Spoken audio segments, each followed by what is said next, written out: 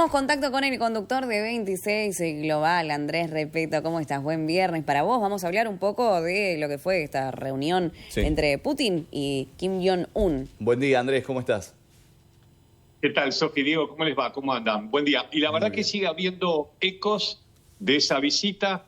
Creo que se siguieron diciendo cosas muy importantes después de esta cumbre, la primera de Putin en Corea del Norte después de 24 años, porque ella había visitado Corea del Norte cuando estaba el padre del actual presidente, Kim Jong-il, apenas Putin había llegado a la presidencia. Creo que se vio alguna imagen de archivo por ahí de un Putin obviamente mucho más joven. Les diría que estamos, o el mundo está, en un momento de efecto dominó, porque se empieza a ver claramente como una situación global, en este caso la guerra en Ucrania, empieza a tener ramificaciones y efectos dominó. Vieron cuando ponen una ficha de dominó al lado de la otra, una cae y empieza a generar un efecto y un movimiento que caen todas las fichas. Bueno, y creo que eso empieza a verse claramente a partir de la visita del presidente Putin en Corea del Norte. Lo más importante fue lo que dijo cuando estuvo, pero también en las últimas horas. Firmó un acuerdo de mutua defensa.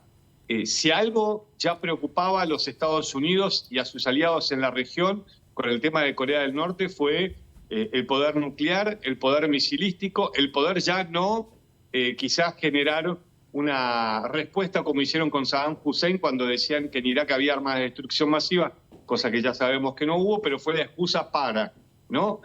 Seguramente eso lo vio el padre de Kim Jong-un y a partir de ahí Corea del Norte desarrolló todo su sistema de bombas nucleares y se volvió intocable. Bueno, mucho más ahora a partir de la decisión de Putin de decir, si los atacan a ellos, nosotros los defendemos, y los norcoreanos están diciendo lo mismo. De hecho, ya lo están haciendo, porque ayer el secretario general de la OTAN, y acá te muestro cómo a través de los satélites se cuentan las costillas, el secretario general de la OTAN, ayer lo pasamos en 26 Global, contaba cómo las armas de Corea del Norte llegan al frente de batalla directo de Ucrania. Bueno, en las últimas horas la situación se puso aún más compleja porque el presidente ruso dijo que le darían armas de mucha precisión a Corea del Norte. Y esto obviamente generó mucha preocupación por parte de Estados Unidos, diciendo que la península coreana podría desestabilizarse, y Corea del Sur acaba de decir que va a enviar armas a la guerra de Ucrania. Entonces ahí está el tema del efecto dominó. Bueno, Putin acaba de decir que Corea del Sur tenga mucho cuidado con lo que va a hacer. Bueno, en este caso, Andrés, pienso, ¿no? Con lo que vos decís, una especie de enroque, de efecto dominó, no convendría tal vez que Corea del Sur, las armas que envía para el conflicto bélico entre Rusia y Ucrania, se las quede y viceversa, ¿no? Que Rusia tampoco apoye en ese sentido. Pero digo, al margen de estos dos países o de estos 4 países en cuestión, el tema también es la advertencia, en cierta forma, por parte de la OTAN, ¿no? Porque constituye muchísimos países, entre ellos también Estados Unidos, que es uno de los aliados de Ucrania. Sí, claramente, por eso cuando uno hace un clic en la ventanita de Google para tener una visión más amplia, te das cuenta que son cada vez más países. Lo que se está viendo ahora claramente es este efecto, que una situación está llevando a la otra, que el mundo empieza a dividirse por otro tipo de muro, donde, por ejemplo, el secretario general que vos nombrabas de la OTAN le empieza a decir a China, mirá, vos no podés estar en los dos mundos, no podés estar de los dos lados del muro. O estás con Rusia y le seguís dando armamento, que es lo que está acusando la OTAN a China, o estás con nosotros, si no, vas a tener que pagar las consecuencias. Entonces acá es el tema del efecto dominó, cómo un conflicto, una situación puntual, empieza a repercutir indirectamente en diferentes países, por más lejanos que estén, y empieza a verse el entramado de la cooperación en torno a un punto claro como es la guerra en Ucrania. Bueno, hace pocas horas, creo que fue ayer a la tarde, el presidente ruso, atención con esto, dijo que podría cambiar la doctrina nuclear de su país.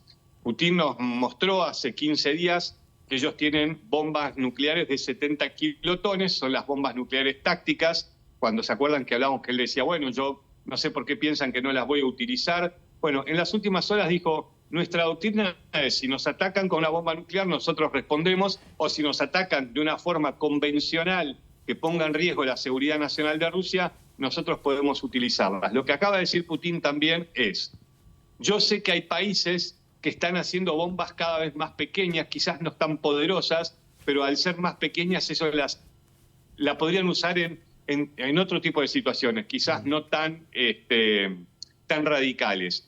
Entonces lo que uno puede plantearse es, ¿eso lo dice Putin realmente sobre otros países que lo están haciendo o es algo que piensa hacer Rusia? ¿No? Entonces, bueno, nada, la profundización obviamente del conflicto, la visita a Corea del Norte que le va a dar más armas a Rusia para el frente de batalla, la injerencia mucho más profunda de Rusia en la península norcoreana, y los surcoreanos que ahora se vieron en medio de la situación y dijeron, bueno, nosotros también le daremos armas a los ucranianos y vos le das armas a los norcoreanos, ¿no? El efecto dominó en el que está el mundo y bueno, que hace que una ficha empiece a caer tras la otra.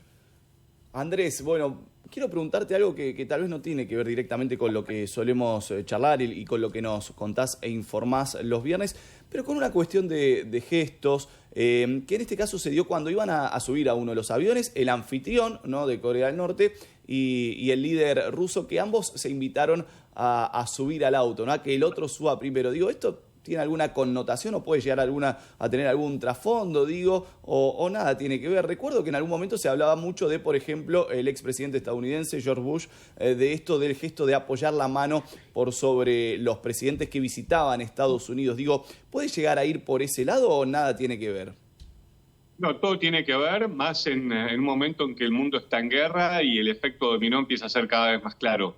Todo, Diego, tiene que ver, porque todo también es propaganda, todos son mensajes, y la imagen que vos estás hablando es cuando los dos presidentes supuestamente iban a subir a esa limusina rusa, sí, como decimos, nos gustan los fierros, un cañazo, ¿no? Un tremendo auto, sí. Y Putin le dice, no, espera, me subo yo, y no sabían quién iba a manejar, una situación medio incómoda, pero Putin se pone a manejar la limusina que él le regaló a su amigo Kim, como él dice el presidente ruso, y se ponen a manejar y se produce una situación descontracturada, y todo tiene que ver. Cuando Putin llega a Corea del Norte después de tantos años, no es que llega caminando, se apura, los saluda, ¿no? Digo, todos los gestos son importantes y ahí creo que Putin mostró o buscó mostrar una situación de amistad. ¿Hay algún análisis de algún diario internacional que decía, bueno, cómo Rusia le quiso mostrar a Corea que es superior porque Putin manejó, o si Putin hizo esperar al presidente ruso en el aeropuerto un rato?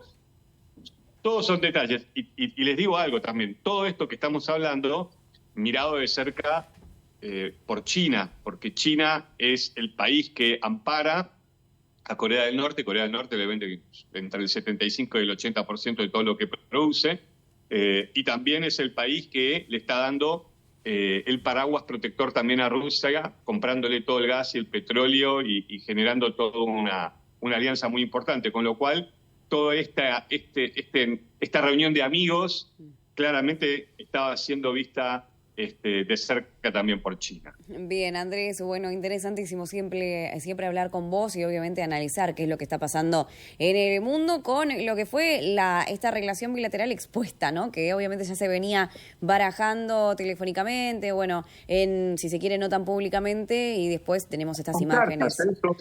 También. Como hacía con Trump, también con cartas de amistad y de cariño, sí, sí.